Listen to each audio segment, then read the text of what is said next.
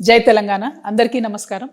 గత 36 రోజులుగా భారతదేశంలో అనేక మంది విద్యార్థులు నిరుద్యోగ యువత చేస్తున్నటువంటి ఉద్యమం విజయం సాధించింది. వారు అనుకున్నట్టుగానే కేంద్ర మంత్రి ధర్మేంద్ర ప్రధాన్ గారిని రాజీనామా చేయడానికి కేంద్ర ప్రభుత్వం ముందుకు పంపించింది. మరి ఈ సందర్భంలో విద్యార్థులందరికీ కూడా నేను మనస్ఫూర్తిగా శుభాకాంక్షలు తెలియజేస్తా ఉన్నాను. ఇది 100% విద్యార్థుల విజయంగా తెలంగాణ రక్షణ సేన భావిస్తూ ఉంది.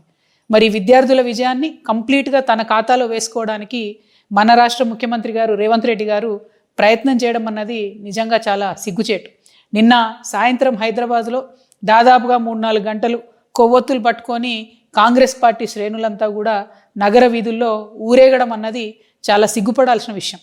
ఎందుకంటే కేంద్ర ప్రభుత్వాన్ని ప్రశ్నించినటువంటి విద్యార్థులు తమనెక్కడ ప్రశ్నిస్తారో అనే భయంతోనే, తమ ఫెయిల్యూర్స్ని ఎక్కడ ఎక్స్పోజ్ చేస్తారనే భయంతోనే ముందుగానే ముఖ్యమంత్రి గారు బయటకు వచ్చి యూత్నంతా నేను ఎంకరేజ్ చేస్తున్నాను, 21 ఇయర్సే మీరు పార్లమెంట్లో ఉండాలని చెప్తున్నారు. సంతోషం, మంచిదే. ఎట్లుందంటే ఇది కాంగ్రెస్ పార్టీ పరిస్థితి, 1000 ఎలుకలు తిన్న పిల్లేట కాశీయాత్ర పోయిందట. అట్లా ఇన్ని సంవత్సరాలకి అనేక సందర్భాల్లో విద్యార్థులను యువతను మోసం చేసినటువంటి ముఖ్యమంత్రి గారికి 21 ఇయర్స్లో యువత పార్లమెంట్కి పోవాలన్నటువంటి జ్ఞానోదయం ఇవ్వడం అన్నది చాలా సంతోషం. కానీ మీ మీద నమ్మకం లేదు. మీరు ఏ బిల్లు అసెంబ్లీలో పెట్టినా దాన్ని పాస్ కాకుండా కేంద్రంతో లాలూచిపడి ఆపుతున్న విషయం ఈ రాష్ట్రంలో బీసీ ప్రజలకు బాగా తెలుసు. ఈ రాష్ట్రంలోని ప్రజలందరికీ కూడా ఆ విషయం బాగా తెలుసు. సో మీరు 21 ఇయర్స్ బిల్లు పెడతామంటే నమ్మడానికి ఎవరు లేరు.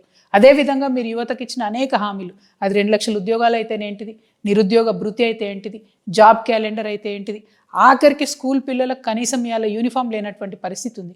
బ్రేక్ఫాస్ట్ పెడతామన్నారు, అది పెట్టకుండా ఉన్నటువంటి పరిస్థితి ఉంది. ఫీ రియంబర్స్మెంట్ ఇస్తామన్నారు, అది ఇయ్యనటువంటి పరిస్థితి ఉంది. పెద్ద అట్టహాసంగా ఉస్మానియా యూనివర్సిటీకి పోయి 1000 కోట్లు ఇస్తామని ప్రకటించి ఇప్పటివరకు ₹1 ఇవ్వనటువంటి చరిత్ర కాంగ్రెస్ పార్టీ చరిత్ర, రేవంత్ రెడ్డి గారి చరిత్ర. అవన్నీ పక్కకు పోయేటట్టుగా కొవ్వొత్తులు పట్టుకొని కాంగ్రెస్ పార్టీ నాయకులంతా కూడా నగర నడివీధుల్లో ఊరేగితే ప్రజలు నమ్మరు. తెలంగాణ ప్రజలు చాలా విఘ్నులు. ఖచ్చితంగా సమయం సందర్భం వచ్చినప్పుడు ఇదే విద్యార్థి లోకం, ఇదే యువలోకం అంతా కూడా మీ ప్రభుత్వాన్ని దించుతారనే విషయాన్ని నేను తెలియజేస్తా ఉన్నాను. Thank you. జై తెలంగాణ.